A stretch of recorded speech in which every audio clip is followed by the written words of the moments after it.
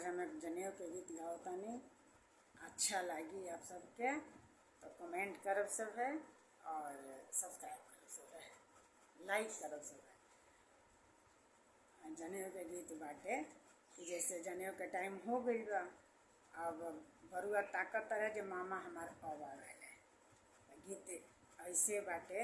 कि मामा मामा डांटत रहने, मामा नाही अइले हे, भूखिया पियसिया बरुआ के होठवा झुरइले हे,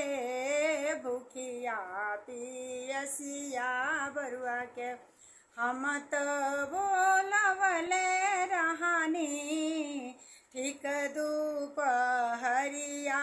हे, रुपया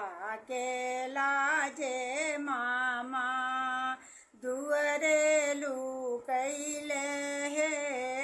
रुपया के डरे मामा दुअरे लुकइले हे। मामा मामा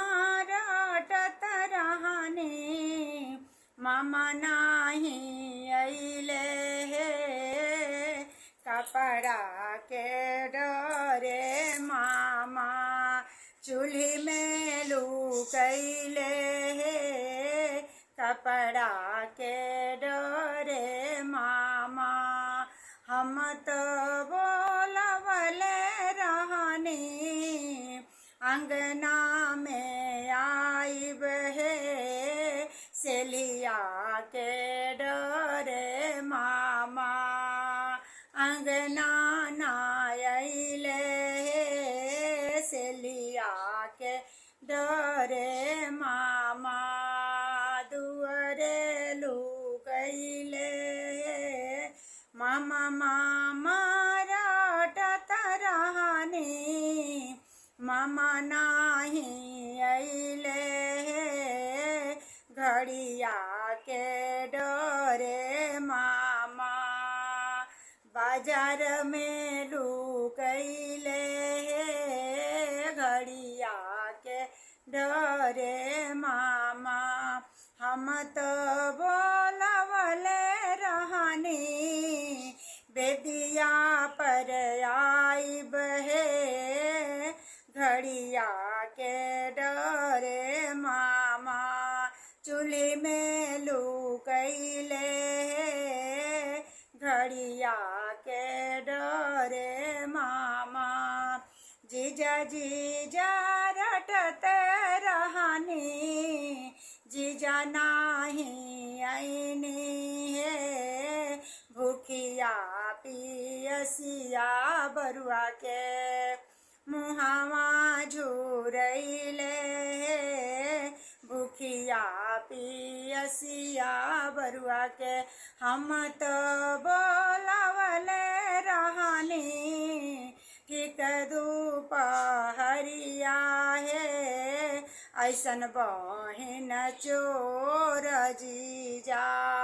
दुअरे लुकइले हे,